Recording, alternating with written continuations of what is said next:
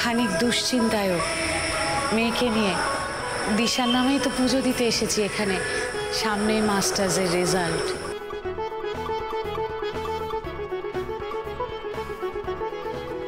কি হয়েছে স্বামীজি? তুমি বৃথাই চিন্তা করছো মা, তোমার মেয়ের রাজরানী হওয়ার যোগ আছে। সেই সঙ্গে যে সংসারে যাবে সেই সংসার আলো করে রাখবে। সেটা কোনোদিনও সম্ভব নয় স্বামীজি। আমি এমন একটা দায়িত্ব নিয়েছি যার জন্য আমি কোনোদিনও বিয়ে করতে পারবো না।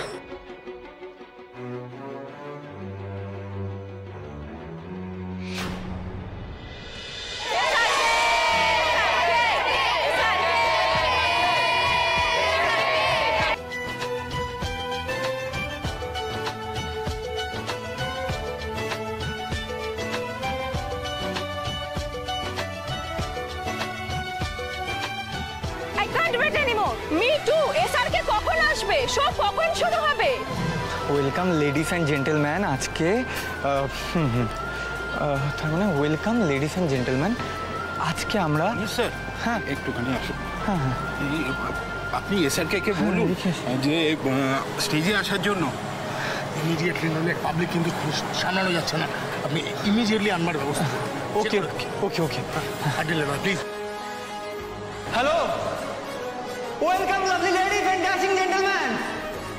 থ্যাংক ইউ ধৈর্য ধরে এতক্ষণ অপেক্ষা করার জন্য। কিন্তু ধৈর্যের বেলা এবার শেষ হতে চলেছে। আসছে আপনাদের favourite rock star, the one and only SRK.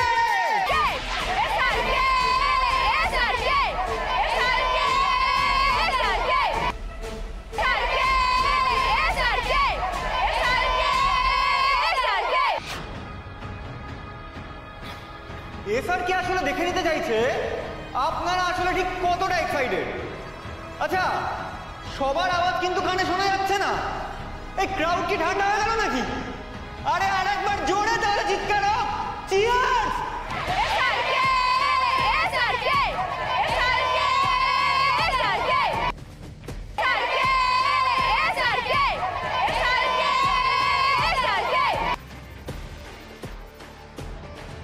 কোথায় স্যার কি? আরে শো তো শুরু করতে হবে নাকি? আরে আমি তো দেখে আসলাম স্যার, মেকআপ বাস বা অন্য কোথাও নেই। কোথায় এসআরকে?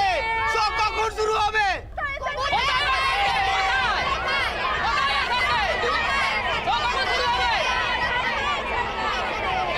এত টাকা দিয়ে টিকিট কেটে কোথায় এসআরকে? এখন এখানে নাটক হচ্ছে।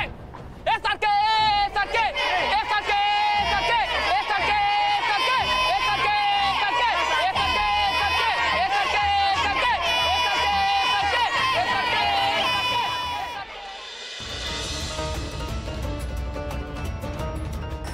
এই শোন, রোজ তুই এই একই কথা কেন বলিস বলতো দিশা? কে বলেছে তোর বিয়ে হবে না? বলার কি সত্যি কোনো দরকার আছে মা? আমার জীবনের এই চরম সত্যিটা মেনে কে আমায় বিয়ে করবে বলো তো? আচ্ছা স্যার, তুমি তো খুব ভালো করে জানো এই সমাজে এমন কোনো মানুষ নেই যেই সবটা জেনে আমাকে বিয়ে করতে চাইবে। তাই বলছি দিবার স্বপ্ন দেখো না। আচ্ছা বাবা, তুমি তো জানো মা, এই লড়াইটা আমার একার লড়াই, আমাকে একাই লড়তে হবে। শুধু তোমরা ছাড়া আমি আর কাউকে পাশে পাবো না, বুঝলে? মোটেই না। কে বলেছে তুই কাউকে Please, তার মা। পাশে? প্লিজ থাক না, অনেক তো হলো, অনেকগুলো বছর হয়ে গেল। এবার এই সত্যিটা মেনে নাও, তোমার মেয়ের কপালে এমন কেউ নেই, কেউ নেই যে আকাশ থেকে উড়ে এসে বা পাতাল ফুঁড়ে তোমার মেয়েকে বিয়ে করতে চাইবে। সিম্পল।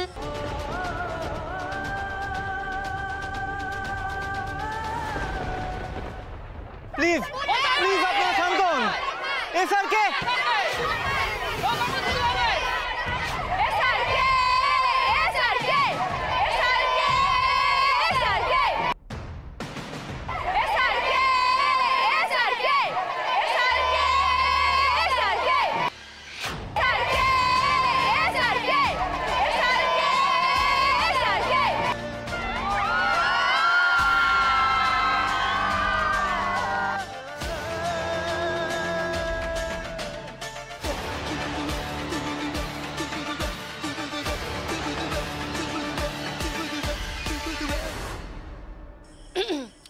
যাকে স্বামীজি আপনি আমাকে চটপট আশীর্বাদ করুন তো, আমি যাতে এই যুদ্ধে সফল হতে পারি। জানিস তো মা, কপালের লিখন কেউ বদলাতে পারে না। এই যে এখানে যিনি বসে আছেন, তিনি যে কার জীবন কার সাথে এক গ্রন্থে বেঁধে রেখেছেন তা আমরা আগে থেকে কেউ জানতে পারি না। তবে আমি আশীর্বাদ করছি, তুই তোর লক্ষ্যে নিশ্চয়ই জয়লাভ করবি, আর যার হাত ধরে পৌঁছানোর কথা তার হাত ধরেই পৌঁছবি। স্বামীজি, এবার তো নাম সংকীর্তন শুরু করতে হবে। চল।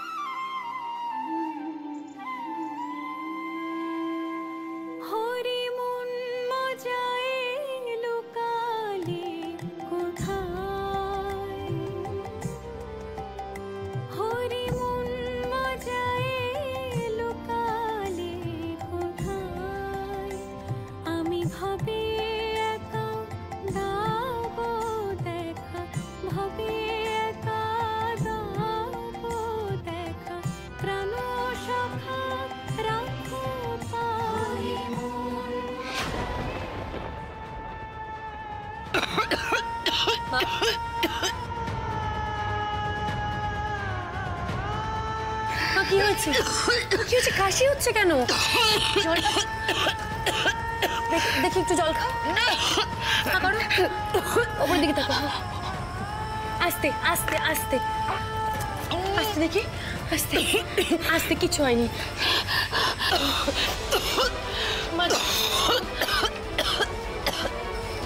দিশা, আমার গলা দিয়ে তো আওয়াজই বেরোচ্ছে না। আমি গাইব কি গো? এবার কি হবে? মৃণালিনী তো সবচেয়ে ভালো গায়, ওই যদি গাইতে না পারে তাহলে তো নাম কীর্তন বন্ধ হয়ে যাবে।